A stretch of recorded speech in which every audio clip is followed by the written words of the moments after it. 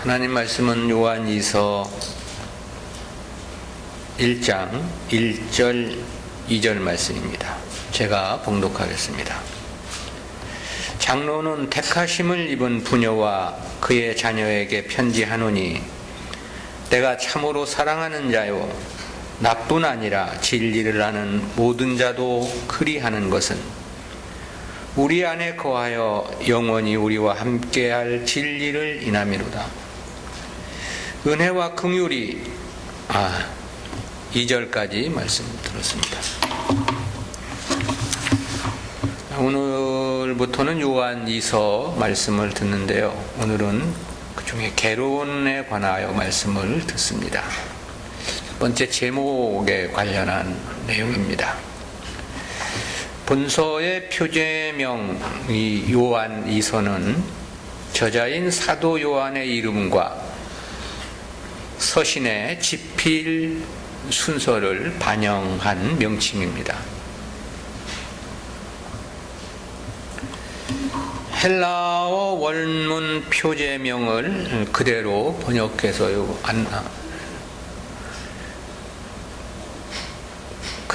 번역해서 사용을 한 겁니다. 원문 표제에서 헬라어 알파벳 중 두 번째 철자인 베타는 요한 1서에서 보여지는 헬라어 알파벳 첫 번째 글자인 알파와 비교해 볼 때 요한 1서가 기록된 다음에 쓰여진 서신서임을 말해주고 있는 것입니다.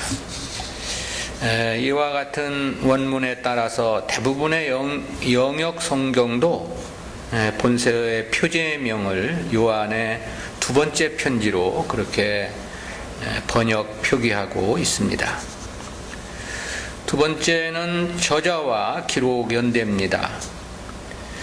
본서의 저자는 요한 1서와 마찬가지로 사도 요한입니다. 그러나 이에 대해서 고대의 파피아스나 현대 비평학자들은 발신지로 소개된 장로가 사도 요한을 가리키는 것이 아니라는 그런 견해를 밝히기도 했습니다. 그 당시에 사도 요한과 다른 장로 요한이나 익명의 장로일 것이라고 그렇게 주장을 한 것입니다. 그러나 이러한 반대 견해는 크게 설득력이 없습니다. 물론 본서 자체 내에서 사도 요한이 저자임을 밝혀주는 직접적인 언급은 없습니다. 그러나 요한복음과 요한 1서에서 사용되었던 진리나 계명이나 또는 서로 사랑하라는 말이나 미혹하는 자, 적 그리스도와 같은 용어들이 본서에서도 그대로 나타나고 있다라는 거죠. 즉 본서 역시 요한복음이나 요한 1서와 같이 이런 단어가 중요한 의미로서 사용되고 있다라는 거죠. 따라서 본서의 저자가 요한이라는 사실에 의심의 여지가 없습니다. 이 초대교부였던 이레니우스 또는 클레멘트와 같은 사람들도 본서를 요한의 저작으로 인정을 했고, 또 신약 성경에 대한 최초의 목록이었던 무라토리 단편에서도 이를 요한의 저작으로 분명히 명시하고 있습니다. 그렇다는 사실도 본서의 저자가 사도 요한임을 보다 확고히 보증한다, 그렇게 말할 수 있습니다. 한편 본서의 기록 연대를 추정할 만한 자료는 본서에서는 거의 발견되지 않습니다. 다만 요한 1서와 거의 같은 시기로서 요한이 반모섬에 유배되었던 AD 95년 이전인 AD 90년부터 95년 사이에 기록되어졌고, 아마도 요한 1서 기록 이후 얼마 지나지 않은 시점에 기록된 것으로 추정을 합니다. 이와 관련해서는 요한 1서의 저자와 기록 연대에서 우리가 살펴보았고요. 또 기록 장소도 요한 1서와 마찬가지로 사도 요한이 그의 말년에 사역했던 에베소로 보는 것이 성경학자들의 보편적인 견해입니다. 세 번째, 신학적 지필 동기와 배경입니다. 요한 1서의 기록과 그리 멀지 않은 시점에 쓰여진 본서는 요한 1서의 축소판이라 할 정도로 요한 1서와 유사한 면이 많습니다. 기록된 내용들이 대체로 요한 1서를 보충하는 형식으로 되어져 있습니다. 따라서 넓은 측면에서의 본서의 지필 동기와 배경은 요한 1서와 일치한다, 그렇게 볼 수 있습니다. 당신은 주님의 성육신을 부인하고 성도들을 도덕적 방종애로 미혹하는 이단 사상이 기승을 부리고 있었습니다. 그의 요한은 성도들로 하여금 저들을 경계시키고자 함에 1차적인 목적이 있습니다. 동시에 그리스도의 복음에 근거한 바른 신앙을 정립하고 성도들 간의 사랑의 실천을 권면하기 위해 이 본서를 기록을 했습니다. 그러나 본서의 보다 구체적이고 직접적인 기록 동기는 이단 사상을 가진 자들의 교활한 행위와 밀접한 연관이 있습니다. AD 1세기 후반경 복음은 로마 제국 전역으로 확장되고 곳곳마다 교회가 세워져 가고 있었습니다. 그러나 주님의 사도들이 하나둘씩 죽음으로 성도들에게 올바른 복음의 진리를 가르칠 교사들이 절대 부족한 현상에 빠지게 되었습니다. 이에 대한 보완책으로 사도들로부터 직접 교육을 받은 제2세대의 순회 교사들이 많이 생겨나게 되었습니다. 그리고 이들은 각 지역을 순회하며 성도들의 집을 방문하고 하나님의 말씀을 가르치기도 했습니다. 그리고 당시 성도들은 이런 사람들을 자기 집으로 영접하고 접대하는 것을 의무처럼 생각하고 또 큰 기쁨으로 봉사를 하기도 했습니다. 그런데 이러한 초대교회의 상황을 악용해서 자신들의 사리사욕을 채우려는 자들이 있었는데요. 그들이 바로 본문에서 지적하고 있는 적그리스도들, 이단자들이었던 거죠. 요한의 말씀에 따르면 이 이단들은 상당 기간 기존 교회에 속해 있었던 자들로 사료됩니다. 그러다 자신들의 거짓이 드러나 교회로부터 출교나 징계를 받기도 했을 것이고, 혹은 스스로 자기들이 교회를 떠난 자들도 있었던 것으로 보여집니다. 그러나 이들은 교회를 떠나는 것으로 끝난 것이 아니었습니다. 이들은 자신들의 교세를 확장하기 위하여 각 지역을 순회하면서 성도들의 집을 방문하여 거짓 진리를 유포했던 거죠. 저들은 사도들의 가르침을 왜곡시켜 성도들의 신앙을 혼란에 빠뜨렸습니다. 아울러 초신자들을 미혹해서 진리를 떠나게 하기도 했고요. 그럼에도 일반 성도들은 이런 사실에 대한 잘못을 명확히 규명해내지 못했습니다. 때문에 이런 거짓 순회 교사들까지도 무분별하게 집으로 영접하는 폐단이 벌어지게 됐고, 그로 인해 이단의 거짓 사설은 더욱 급속하게 초대교회 안에 유포되게 되었던 것입니다. 이에 요한은 이러한 거짓 순회 교사들로 인한 폐해를 막아야 한다는 절박함을 느끼게 되었던 것이고, 따라서 신학 원론적인 측면에서 이단을 경계했던 것이 요한 1서인데, 그에 이어서 곧바로 본서를 기록하여 순회 교사 영접 문제에 대해서 지적을 하며 교훈을 한 것이 요한 이서인 것입니다. 한편 여기서 요한이 염두에 두고 있는 이단 사상은 일서와 마찬가지로 영지주의자들입니다. 이 영지주의자들에 대해서는 우리가 요한 일서 서론에서 자세히 다루어 보았습니다. 네 번째는 요한 이서의 내용 전개인데요. 본서는 앞서 기록된 요한 일서의 내용을 보충하기 위해 기록한 것이라고 했습니다. 따라서 1차적으로는 하나님의 계명의 핵심인 사랑을 실천할 것을 강조하고 있고요. 그리고 적그리스도를 경계할 것을 주요 내용으로 한 편지입니다. 한편 본서는 요한 일서보다 짧은 단 한 장으로 되어 있는데요. 그러나 형식은 당시 서신의 일반적인 형식을 충실하게 따랐습니다. 이러한 본서는 서신서의 기본 구조를 기준으로 볼 때 세 부분으로 나눌 수 있습니다. 먼저 1절부터 3절은 도입부가 되고요. 그리고 4절부터 11절까지가 본론부가 됩니다. 그리고 12절, 13절이 종결부가 되겠죠. 따라서 그 세부 내용을 구분해서 살펴보면 다음과 같습니다. 첫 번째는 도입부인데요.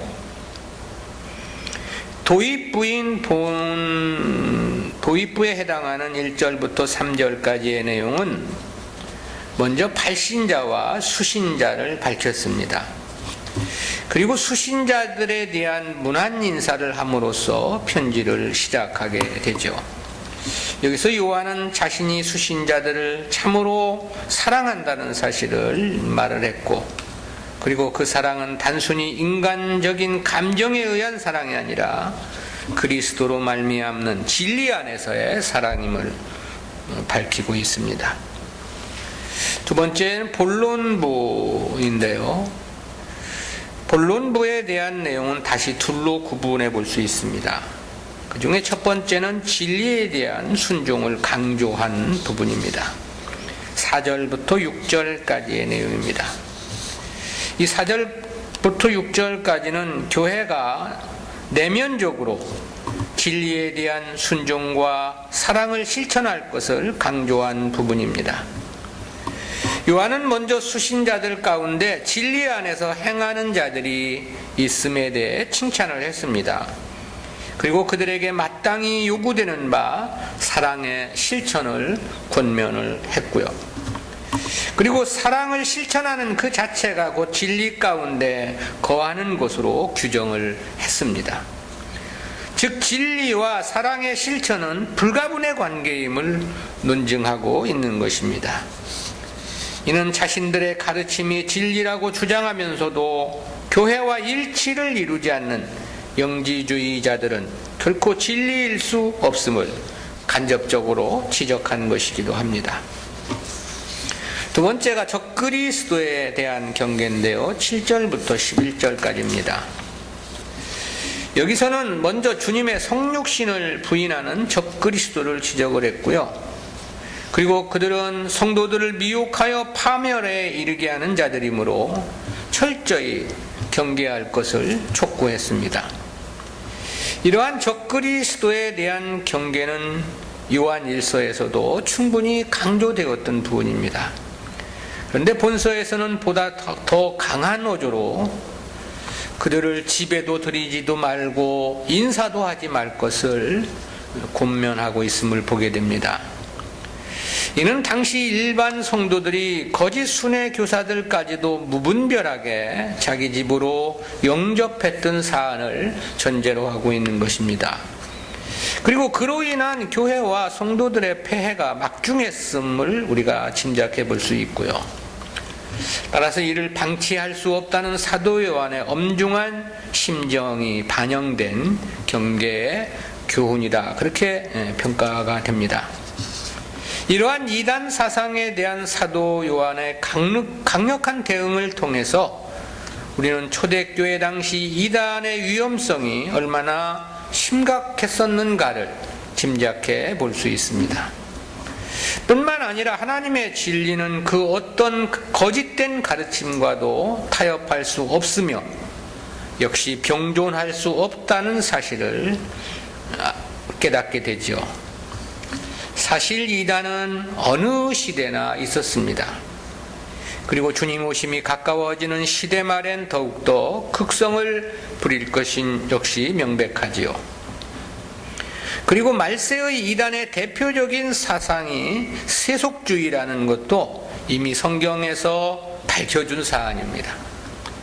따라서 오늘 우리 시대는 더욱더 면밀한 살핌과 경계가 요구된다, 그렇게 말할 수 있습니다. 또한 교회는 바른 진리로서 잘못된 가르침들을 낱낱이 드러내고 또 단호히 배격해야만 합니다. 진정한 교회는 이러한 싸움을 통해서 세워져 가고 또 지켜져 가는 것이기 때문에 그렇습니다. 마지막 세 번째 종결부인데요. 여기서 요한은 편지만으로는 자신의 메시지가 충분히 전달되기 어렵다는 의중을 밝히고 있습니다. 따라서 수신자들을 곧 방문할 것이라는 계획을 밝힌 다음에 문안인사로서 서신을 끝맺게 되는데요. 특별히 사도 요한은 수신자들을 만남으로써 그들에게 기쁨이 가득 찰 것을 기대했습니다. 그리고 그것은 자신의 가르침이 단순히 교리를 전달하는 것만으로는 부족하다는 것을 시사해주고 있는 거지요. 성도들과의 친밀한 교제 가운데서 온전한 신앙의 결실과 열매가 있을 수 있다는 원리를 보여주고 있습니다. 교회 공동체가 모이기를 힘쓰고 진리 안에서의 친밀한 교제가 매우 중요하다는 교훈을 남겨주고 있는 것입니다. 다섯 번째는 요한이서의 주제들입니다. 본서의 교훈에서 특별히 강조되는 특정한 주제는 두 가지입니다. 첫 번째는 성도들은 진리 안에서 사랑을 실천해야 한다는 교훈입니다. 진리 안에서 행한다는 말과 하나님의 계명의 핵심인 사랑의 실천은 결코 별개의 것이 아니라는 거죠. 이 둘은 항상 함께 있을 때만이 온전한 것임을 강조하고 있습니다. 따라서 진리 안에 있다라고 말은 하면서 사랑의 실천이 없다면 그것은 진리 안에 있는 것이 아니다라는 논증을 하고 있는 것입니다. 성도의 모범이신 주님께서도 단순히 복음을 전하시는 것으로만 끝낸 것은 아니었습니다. 전하신 복음과 같이 자기 백성들을 위해 십자가의 죽으심으로 직접 사랑의 실천을 실행해 보여주셨던 거죠. 그리고 그것은 주님이 전하신 복음이 자기 백성을 구원하는 참된 진리임을 입증해 보여준 사건이라고 말할 수 있겠죠. 그게 진리가 아니라면 십자가에 못 박혀 돌아가실 턱이 없으니까요. 복음처럼 십자가에 못 박혀 돌아가셨다는 것 자체가 주님이 전한 말씀이 다 진리다라는 것을 보증해 주는 거죠. 성도 역시 마찬가지입니다. 참 진리를 소유했다면 그 사랑의 실천을 통해서 그 진리가 참임을 입증해 보여야 한다는 것이 여기서 강조되고 있는 첫 번째 주제입니다. 자기가 막 진리라고 강조하면서 자기는 희생하지 않는다면 그건 진리가 아닌 거죠. 맨날 얘기해봐야 그것은 그저 껍데기에 불과한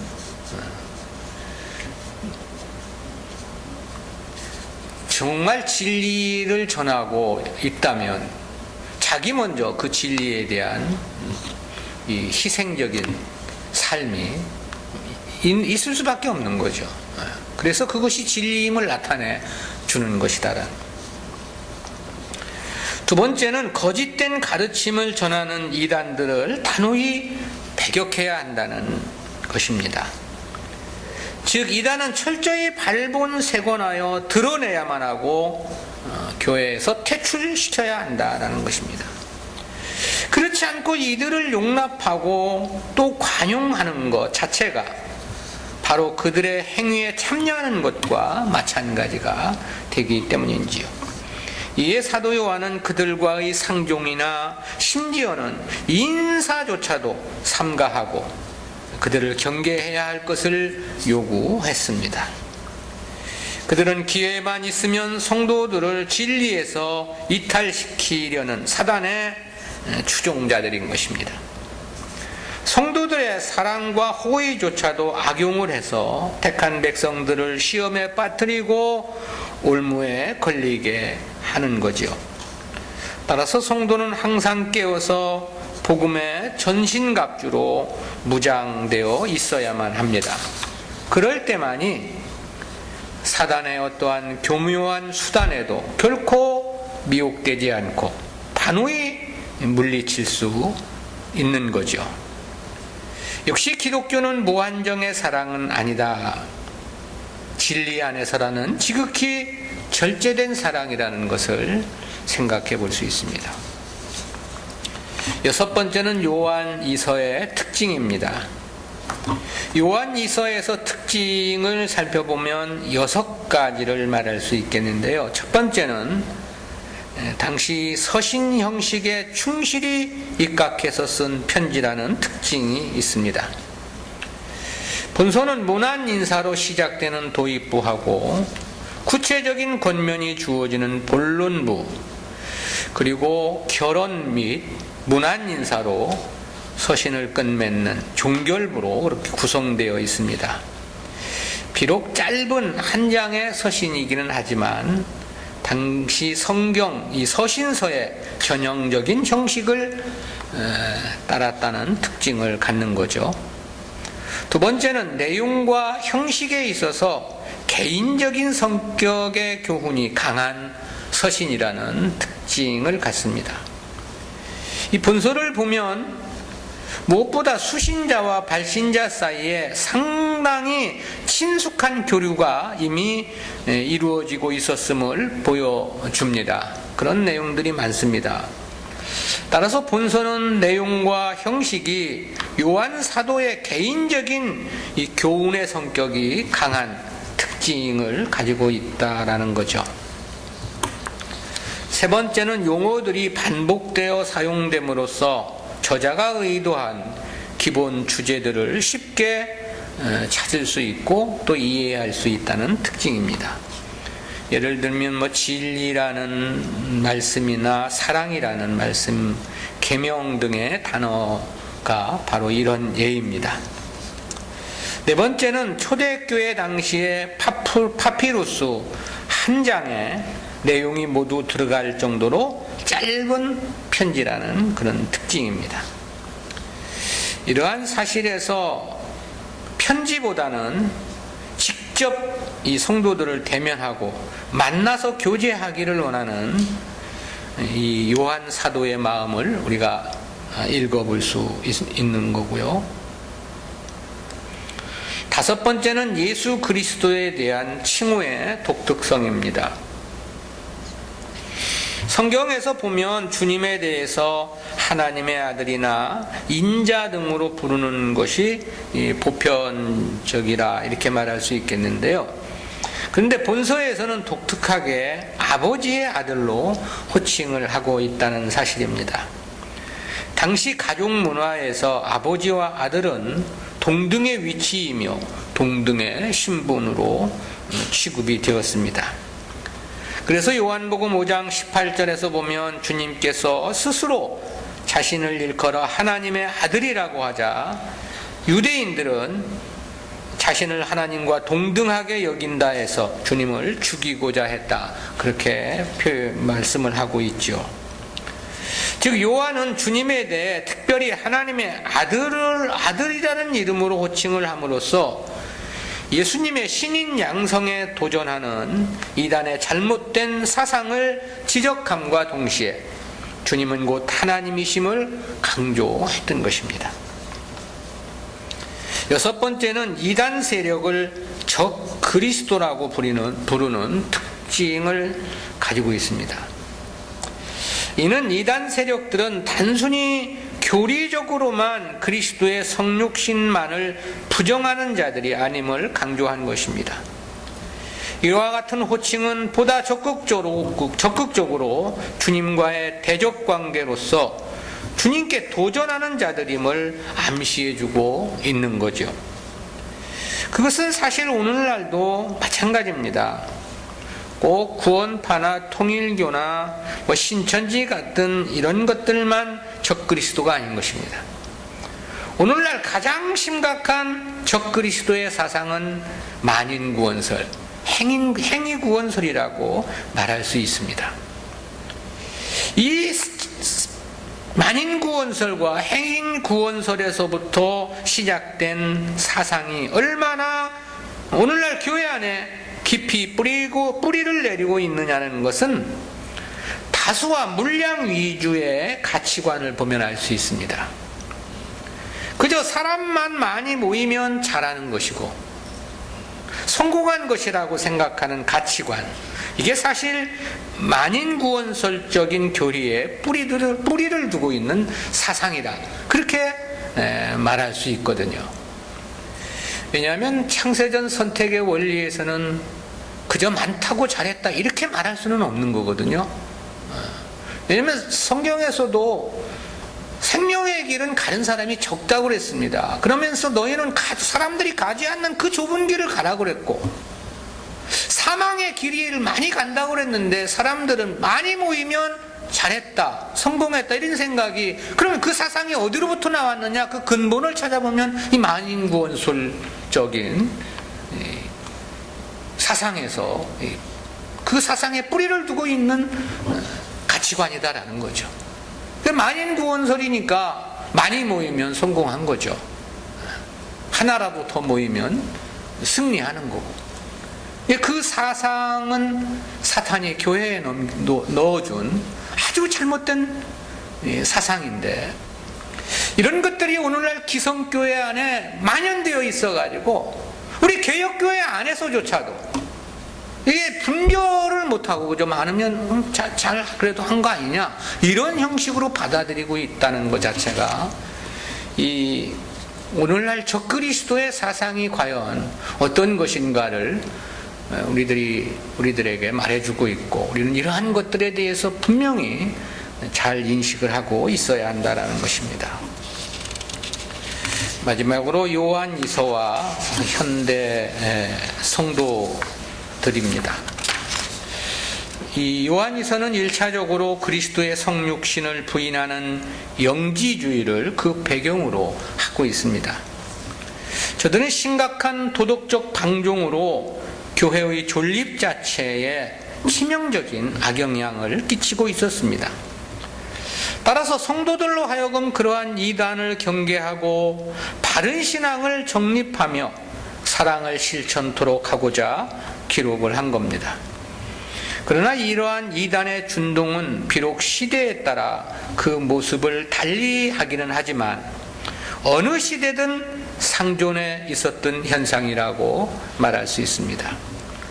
따라서 이는 궁극적으로 전 신약시대 성도들에게 주어지는 교훈적 의미가 매우 크다고 볼 수 있고요. 따라서 본서가 오늘 우리들에게 던져주는 구체적인 교훈은 두 가지를 생각해 볼 수 있겠는데요. 첫 번째는 기독교는 오직 천국 복음만을 전하고 가르치는 종교라는 그런 교훈입니다. 기독교는 결코 인간들 중심의 사교장은 아닌 것입니다. 다수라는 집단을 이루어 사회사업을 목표로 하는 공동체 역시 아닌 것입니다. 또한 인간들의 호기심을 채워주는 신비주의나 세속적 욕심을 채워주는 만사만능의 종교 역시 아닌 것입니다. 또한 세상에서 보다 차원 높은 지식과 철학을 논하는 종교 역시도 아닌 것입니다. 많은 사람들, 특히 지식층들이, 성공했다는 사람들이 이단에 많이 빠지는 원인을 보면 이런 원인이 있지 않겠는가 그런 생각을 해봅니다. 세상에서는 나름대로 성공했기에 더 이상 바랄 것이 없고, 그래서 무언가 새로운 것을 찾고자 하는, 거기서 그 욕구로부터 이 이단에 빠지는 경우들이 그래서 많지 않을까, 그런 생각을 갖는데요. 이 기독교는 이러한 인간들의 욕구를 충족시켜주는 그런 종교는 아니다라는 것이죠. 듣든지 안 듣든지 오직 천국 복음, 오직 진리만을 가르치고 증거하는 종교라는 것입니다. 교회가 절대 잃어버려서는 안 되는 절대 원리인 거죠. 두 번째는 이단에 대한 분별과 경계에 관한 교훈입니다. 이단은 어느 시대나 있었죠. 구약 교회에서도 마지막 시대에 보면 이단들이 창궐을 했음을 볼 수 있습니다. 그렇지만 이단의 분별은 그리 쉬운 일이 아니었습니다. 분별이 쉬우면 이단들이 교회 안에 들어와 창궐할 수는 없는 거죠. 분별이 어렵기 때문에 이것들이 창궐을 하는 것이죠. 그리고 그것이 분별이 어려운 것은 이단이라 해서 모든 것이 다 틀린 것은 아니기 때문에 그렇습니다. 거의 다 비슷비슷합니다. 나타나는 현상, 이야기하는 이런 것들도 많은 부분에서 비슷하다 보니까 분별이 어렵고요. 이 사단이 광명의 천사로 가장을 하듯이 이들도 의의 일꾼으로 교묘히 위장하여 행사하기 때문에 분별이 심히 어렵습니다. 그러나 이단들의 속성에서 언제나 변치 않는 것이 있습니다. 그것이 바로 인본주의이고 세속주의입니다. 이단은 본질상 공중권세를 잡고 있는 사단에 속한 자들이기 때문에 언제나 그들 사상은 세상에 속해 있는 것입니다. 그러므로 언제나 그들 사상이 인본주의적이고 현세적이고 세속적 욕심을 채우는데 몰두할 수밖에 없습니다. 그러나 하나님은 사실 절대 다수를 추구하시는 분은 아닙니다. 성경의 사상이 그렇습니다. 단 한 사람이라 할지라도 옳은 것, 바른 것을 원하시고 기뻐하시는 것이죠. 이 99마리 양과 길 잃은 1마리 양의 비유도 이와 같은 하나님의 뜻을 분명히 합니다. 이 비유에서 길을 잃은 1마리 양은 아직 믿지 않는 양을 말하는 게 아닙니다. 그럴 수가 없는 것은 만약 길을 잃어버린 1마리 양을 아직까지 돌아오지 않은 믿지 않는 양으로 본다면 그럼 99마리보다 그 양을 더 기뻐하셨다고 그랬는데 그게 그럼 맞는 말인가라는 거죠. 말이 안 되는 거죠.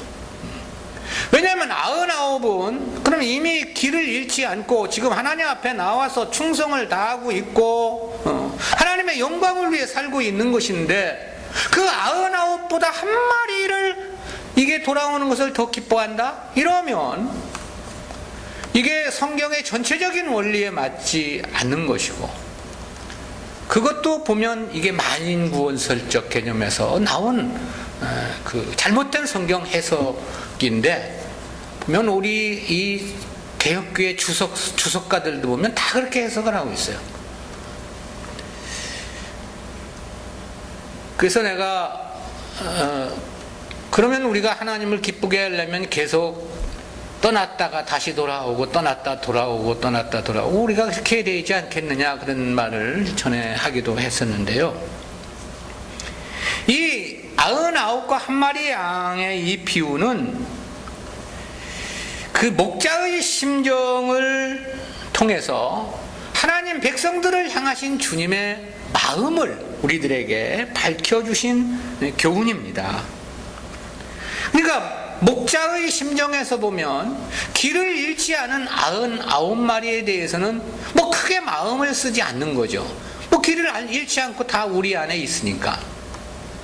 그러나 그러나 길을 잃은 한 마리 양이 있다면 어떻게 하겠습니까? 목자의 가슴은 타는 거죠.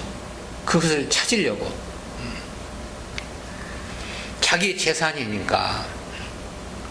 그게 무슨 뜻이냐? 주님의 마음은 오직 택한 백성들만을 향하여 그들에게만 쏠려 있다라는 거죠. 다수라고 하는 99에 치중되는 것이 아니다라는 것입니다. 그것이 어떠한 관계에 있든 하나님은 자기 백성들만을 향해서 마음을 쏟고 있는 것이다. 하나님은 다수를 원하심이 아니라 오직 택하신 자기 백성만을 원하시고 그들만을 향하신 하나님의 심정에 대해서 99마리 양과 길을 잃지 않은 99마리 양과 길을 잃은 한 마리 양을 한 마리 길을 잃은 한 마리 양을 향한 그 목자의 심정을 통해서 주님의 심정을 우리들에게 밝혀주신 것이죠. 하나님은 다수를 기뻐하시는 것이 아니다. 또한 하나님은 세상 복을 목적으로 하시지도 않습니다. 하나님과 재물을 겸하여 섬길 수 없다고 하셨듯이 오히려 그와는 정반대인 거죠. 따라서 다수나 물량, 세속적인 것을 탐내는 것은 결코 참된 진리일 수 없습니다. 특히 계시록 13장 11절부터 18절에서 마지막 시대 이단들의 주 무기가 세속 사상일 것임을 분명히 밝혀주셨습니다. 따라서 이단에 대한 분별은 성경 진리에 대한 바른 깨달음을 갖는다면 마치 맑은 유리병 안을 들여다보듯이 명확히 구분할 수 있는 것입니다. 이걸까 저걸까 헷갈릴 필요가 없습니다. 따라서 성도들은 무엇보다 진리에 대한 올바른 이해를 위해 힘써야 됩니다. 진리에 대한 가치의 소중함을 무엇보다 중시해야 합니다. 그리고 성경을 가까이 대하는 그러한 삶을 살아야만 되겠죠. 동시에 역시 배우기를 힘써야만이 할 것이고요. 이단을 분별하고 그것들로부터 교회와 성도를 보호할 수 있는 길은 오직 바른 진리에 대한 깨달음, 그리고 보다 깊고 충분한 진리를 습득함으로 가능하기 때문에 그렇습니다. 우리가 하나님의 말씀을 바르게 알아가는 일에 더욱더 우리가 시간을 투자하고 마음을 쏟아야 하는 것은 역시 오늘 우리 시대가 그만큼 혼란하고 바른 가르침, 바른 진리를 찾을 수 없기 때문에 그렇다라는 생각도 해봅니다. 역시 우리에게 맡겨주신 하나님의 사명이 크다는 것도 생각해 봅니다. 기도합니다. 사랑의 하나님, 은혜를 감사합니다. 초대교회 시대부터 이단들이 교회 안에 침투하여 극성을 부림으로 요한 사도가 이들을 경계하기 위해 편지를 쓴 내용을 전체적으로 요약해서 살펴보았습니다.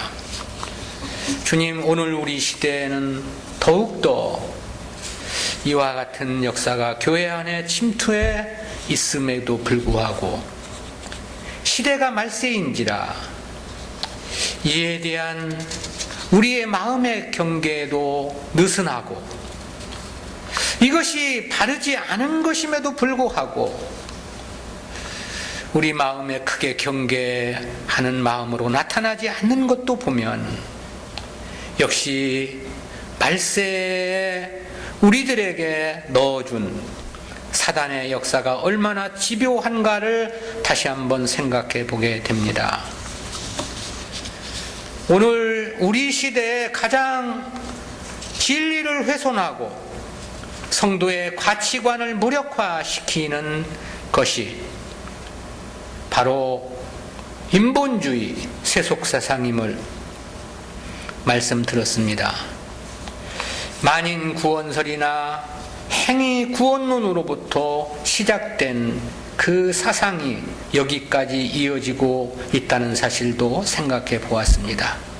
주여 저희들에게 더욱더 바른 깨달음으로 인도해 주셔서 이 시대에 진리의 등불을 밝히 들어 사랑하는 주의 백성들을 주님께로 인도하는 귀하고 복된 사명을 감당할 수 있도록 은혜와 은총을 더하여 주시옵소서.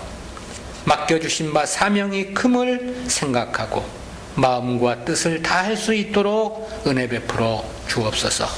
감사드리옵고 예수님의 이름으로 기도드리옵나이다. 아멘.